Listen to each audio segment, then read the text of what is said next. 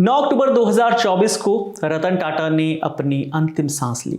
अगले दिन एक एम्बुलेंस रतन टाटा के पार्थिव शरीर को लेकर टाटा के घर से निकली तो एक नौजवान बाइक पर एम्बुलेंस के आगे आगे चलता दिखाई दिया। 31 साल के इस नौजवान का नाम है शांतनु नायडू। टाटा ट्रस्ट में डिप्टी जनरल मैनेजर। भारत ही नहीं, दुनिया के सबसे धनी ट्रस्ट में से एक का डिप्टी जनरल मैनेजर बाइक पर एम्बुलेंस के आगे क्यों चल रहा था? एक लाइन में इस सवाल का जवाब है कि शांतनु टाटा के लिए सिर्फ एक एम्प्लॉय नहीं थे। रतन टाटा और शांतनु की उम्र में 5.5 दशक का फर्क था, लेकिन बॉन्डिंग ऐसी जो हम उम्र लोगों में भी मुश्किल से हो पाती है।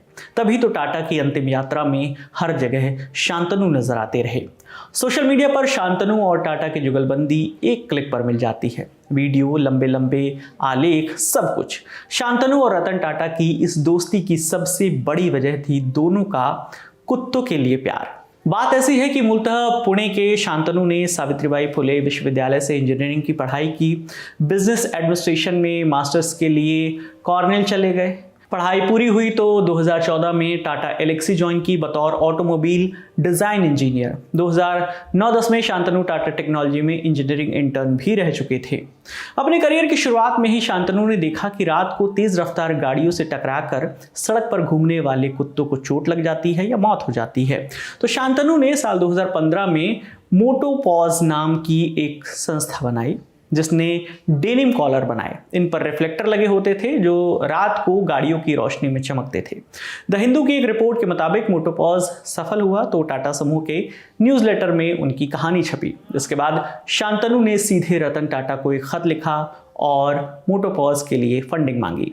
शांतनु की ही तरह कुत्तों से खूब प्यार करने वाले रतन टाटा को ये कॉन्सेप्ट पसंद आ गया और उन्होंने शांतनु को मिलने बुला लिया मुंबई, और यहां से एक पक्की दोस्ती की मजबूत नींव पड़ गई। शांतनु को न सिर्फ मोटोपॉज के लिए फंडिंग मिली बल्कि उन्हें टाटा के सहयोगी बनने का भी ऑफर दिया गया।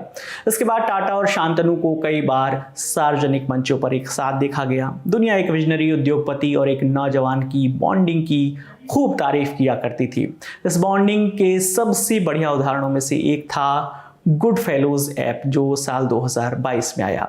गुड फेलो के जरिए रतन और शांतनु ने अपनी दोस्ती के अनुभव को दुनिया भर में बांटा। गुड फेलोज के जरिए नौजवान बुजुर्गों से जुड़ते हैं, बुजुर्गों को अपनी सांझ बिताने के लिए एक साथी मिलता है, छोटे मोटे कामों में मदद मिल जाती है और बदले में नौजवानों को मिलता है बेशकीमती अनुभव। गुड फेलोज के लॉन्च के लिए टाटा और शांतनु साथ साथ आए थे। जाहिर है इतना अच्छा दोस्त खोकर शांतनु खालीपन से भर गए हैं। उन्होंने अपने दोस्त को श्रद्धांजलि देते हुए लिंक्डइन पर लिखा, the whole that this friendship has now left with me, I will spend the rest of my life trying to fill. Grief is the price to pay for love. Goodbye, my dear lighthouse. Hindi में इसका मतलब है, इस दोस्ती ने अब मुझ में जो खालीपन छोड़ दिया है उसे भरने की कोशिश में मैं अपनी पूरी जिंदगी बिताऊंगा।